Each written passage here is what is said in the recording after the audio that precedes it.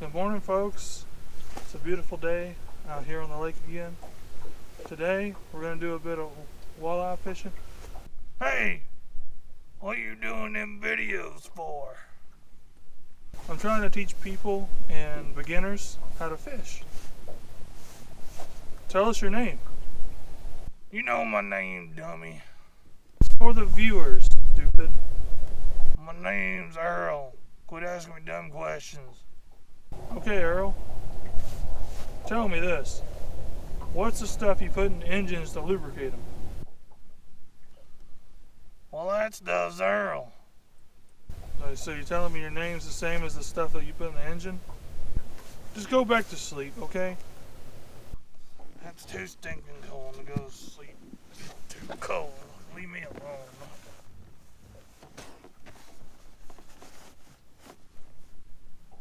And be quiet. Alright guys, today we're going to use one of my favorite techniques. It's vertical jigging and casting a jigging spoon for walleye. So this is a 3/8 ounce cotton cordell jigging spoon. This is the silver color. They make them also in a gold color, and they make them in several different weight sizes. The 3/8 ounce kind of matches the bait size here. So the technique is we're going to drop it down and vertical jig off the bottom to catch some walleye today. The reason we're doing this technique is it's getting cold. The water is getting cold, and the bait fish start to die and sink to the bottom, and that's where the walleye like to get them. They pick them up off the bottom as they're dying or dead. So today we got a 7-foot Cabela's Fish Eagle 50. I believe this is a medium weight rod with a fast action tip. You see how, we'll go over this in another video, but you see how little bend it has throughout the rod. All the bend is at the tip. So that's what fast action means, but we'll go over that in more detail in another video. I have 20-pound braid. I don't remember the brand, but it's 20-pound braid. It's an 8-pound copolymer leader tied to my jigging spoon. I'm using a spinning reel. I feel like this is pretty sensitive, a sensitive rod, so I want to be able to feel everything. I don't always feel everything through a bait caster. Plus it's easier to get to the bottom and vertical jig with a spinning reel. So we're gonna go ahead and get started. See if we can catch us some fish today. So my technique is I really am trolling around a little bit in this area. I'm fishing between 25 and 35 feet of water. I might go a little deeper, a little shallower, depending on where the fish are biting. If they're biting a little shallower, I'll fish 20 to 30. If they're biting a little deeper, I'll fish 30 to 40. But this time of year, that's typically where I find them. So what I've been doing is I'm going to just cast it out, about 5 or 6 feet in front of me, let it sink to the bottom. Once it sinks to the bottom, we're almost there. We're in 29 feet right now. Once it sinks to the bottom, we'll start vertical jigging and keep control through the entire jig. So I lift it up, I keep the line tight. I go down, I keep the line tight. They're going to hit it on the way down. So that's why I keep the line tight the entire time. You don't want to jerk it up and then bring your rod down and let it go loose. You want to keep it tight the entire time. That way you can feel every bite, every little thing that happens to your bait, you know what happens to it. Alright, so the thing about jigging spoons is you're going to get hung and you're going to break off. I just broke off on a tree down below.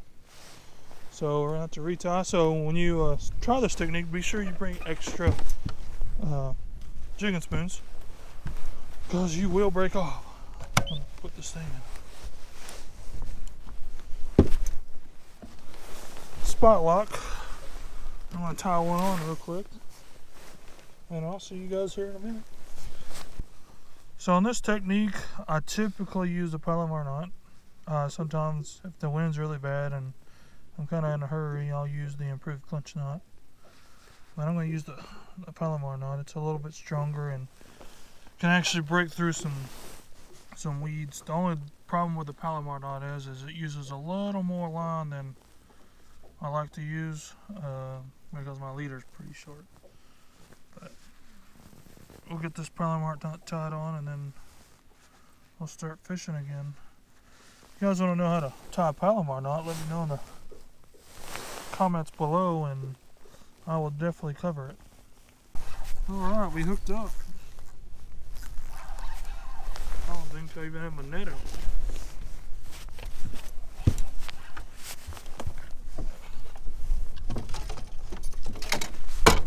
Definitely need a net for walleye. Oh my god, that's a huge one.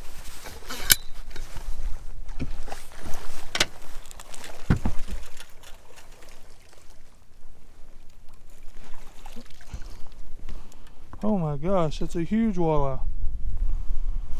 Oh man.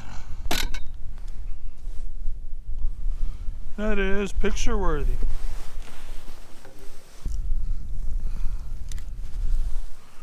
Alright. Okay, this is a huge walleye. Huge walleye. Let's turn him this way so you can see him a little bit. Look at him. Let's see how long he is. Let's move some stuff. Move some stuff here. Holy crap. That was awesome. That was awesome. That's one of my favorite techniques. This right here, it catches the big ones. Yeah, you'll catch some little ones every now and then. This guy is 23 inches long. Well guys, I wanted to work on that fish pretty fast. I got him hooked in pretty deep. That's why y'all didn't get to see a whole lot of that. But I did weigh and measure him real quick. He was 23 inches long and was 3.8 pounds, which is really good for this lake.